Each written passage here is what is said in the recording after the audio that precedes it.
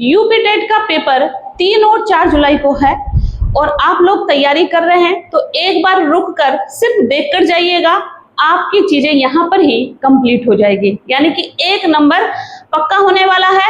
Important questions है और ऐसा क्वेश्चंस हमेशा देखने को मिलता है और यूपी टेट में हमेशा से रिवाइज होते हैं चीजें, यानी कि पिछले साल जो चीजें आई हैं वो रिवाइज होके आती हैं।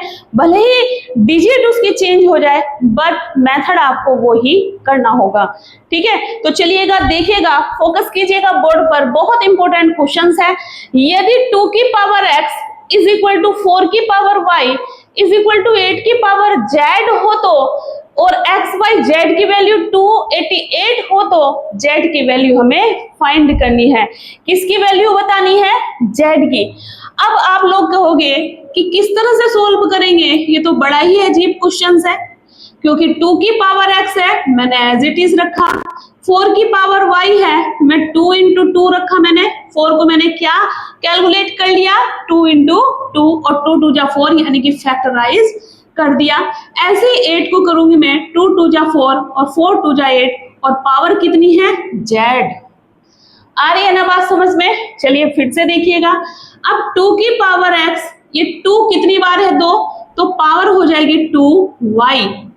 इधर 2 कितनी बार है? 3 बार है, तो 3 ऊपर जाएगा यानी कि 3z हो जाएगा।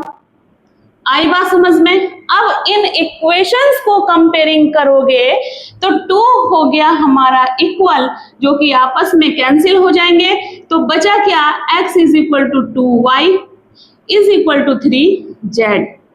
देयरफॉर यानी कि वैल्यू जो है आपकी x के इक्वल टू y भी है कि नहीं है ना?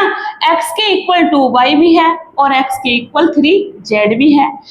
ऐसे ही आपको 2y के इक्वल 3z दिखाई दे रहा है कि नहीं? और 3z के इक्वल टू y भी है ना? ध्यान से समझिए जो मैं कह रही हूं यहाँ पर, क्योंकि मुझे z की वैल्यू फाइंड करनी है। तो कैसे करेंगे?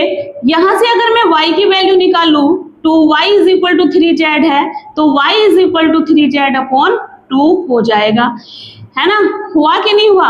और x is equal to 3z है ना? तो हमें z की वैल्यू फाइंड करनी है और ये इसने दिया है हमें x y z is equal to 288। x की वैल्यू है 3z, y की वैल्यू है 3z अपॉन 2 और z एज इट इज रखा इधर 288, है ना? 288।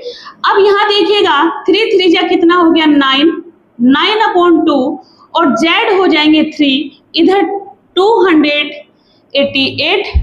अब z का क्यूब क्रॉस मल्टीप्लाई करेंगे, 2 जाएगा ऊपर, है ना, और 9 जाएगा नीचे। z cube is equal to 9 3 जा, बताओ कितना होगा? 3 और 1 बचा, 9 2 जा 18। अब 32 2 जा कितना होगा? 64। अब z ये जो क्यूब है इधर जाके लगेगा, है ना, इधर लग जाएगा, क्यूब है तो 4 चौक 16, 16 चौका 64। कितना आंसर आ जाएगा? z की वैल्यू आ जाएगी आपकी 4। z की वैल्यू कितनी आ जाएगी? 4। है ना आसान क्वेश्चन? अगर आप सीक्वेंस पकड़कर क्वेश्चंस को करोगे तो आसान लगेगा क्वेश्चन, अगर आप जल्दबाजी में क्वेश्चंस को करोगे तो ये पक्का गलत होगा। कई बार बच्चों ने गलत करा है, क्योंकि मैं हर साल इसको देखती हूँ। यहाँ पर क्या काम करते हैं, यही चीजें वो नहीं बना पाते, इनको सेट नहीं करते, और यहाँ पर जब डिजिट रखेंगे तो वो क्वेश्चंस हो जाएगा आपका गलत। इसलिए सीक्वेंस को पकड़कर क्वेश्चंस को करना चाहिए, तभी आप z की वैल्यू फाइंड आउट कर सकते हैं। ठीक है, आई बात समझ में? कुछ भी नहीं था क्वेश्चन में, 2 की पावर x था, 4 की पावर y था, 8 की पावर z था और x y z की वैल्यू इसने 288 दी थी और कहा था z की वैल्यू फाइंड आउट कीजिएगा। तो हमने क्या काम करा? इसको फैक्टराइज्ड किया, इसको फैक्टराइज किया। ये 2 इंटू 2 था तो 2 की पावर 2y हुआ, ये 2 की पावर 3 हुआ और z हो गया, है ना? मल्टीप्लाई कर देंगे ऊपर 2y और 3z। जब हमने देखा बेस इक्वल है, तीनों इक्वेशन की कंपेयरिंग करेंगे तो base cancel, x is equal to 2y इसके इक्वल 3z। अब यहां चीज देखने की है, x के इक्वल 2y भी है, x के इक्वल 3z भी है, और 2y 3z के इक्वल है और 3z 2y के भी इक्वल है। तो मेरे पास x की वैल्यू 2y आ गई है ना, और x की वैल्यू 3z भी है। मैंने यहाँ इसको बॉक्स में बंद कर दिया।